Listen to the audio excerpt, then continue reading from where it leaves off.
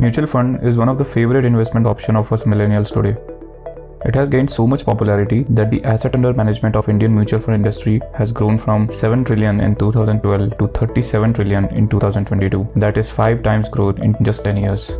India is a growing economy and people are investing in equity a lot. So we as an investor need to be vigilant so that our profits are not sucked into paying taxes. In this video, we are going to talk about one such technique which will help you to reduce your mutual fund taxes. And by the end of this video, I'll also share an app through which you can easily monitor your portfolio to reduce taxes on your mutual fund gains. The technique which I'll cover in this video is called tax harvesting. I'm sure during your investing journey, you must have came across this term called tax harvesting. You might have also seen a lot of videos on YouTube for it. We all know it, but people rarely use it. Why? The answer is, it's not easy, especially when you have multiple portfolios. But don't worry, we have a solution for that by the end of this video. For those of you who are hearing about this for the first time, let me quickly explain it to you. Any profit from buying and selling a mutual fund is taxable. Depending on the holding period of your mutual fund, your gains can be classified into either short-term capital gains or long-term capital gains. The holding period is different for both equity and debt mutual funds. If you buy a equity mutual fund and then sell it before 12 months, then any profit made by selling that mutual fund will be called as short-term capital gain. And if you are selling that mutual fund after 12 months, then those profit will be called as your long-term capital gains. And same applies for the debt mutual funds as well. It's just that the holding period is much longer than the equity mutual funds. Now, depending on whether your gains are short-term or long-term, different tax structure is applied to it. For equity mutual funds, you are supposed to pay 15% tax on short-term capital gains, and for long-term capital gains, up to rupees 1 lakh a year is tax-free, and anything above 1 lakh is taxed at 10%. This whole concept of tax harvesting is to utilize this exemption of rupees 1 lakh every year on your equity long-term capital gains. Now, most of us know that mutual fund investment should be made with long-term goals in mind and with at least a horizon of 3 to 5 years.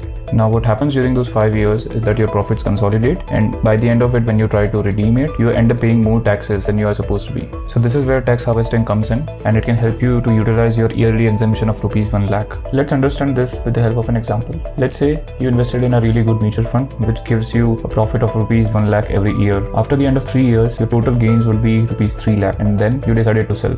Let's see the first scenario where you don't use the tax harvesting. So the gains which you made by selling your mutual funds was 3 lakhs, and after considering an exemption of rupees 1 lakh, your taxable gains would be rupees 2 lakh. On the taxable gains of rupees 2 lakh, you'll have to pay 10% LTCG tax, which is equal to rupees 20,000. So the final in-hand gains which you'll make is rupees 2 lakh 80,000, and here you have lost 20,000 in taxes.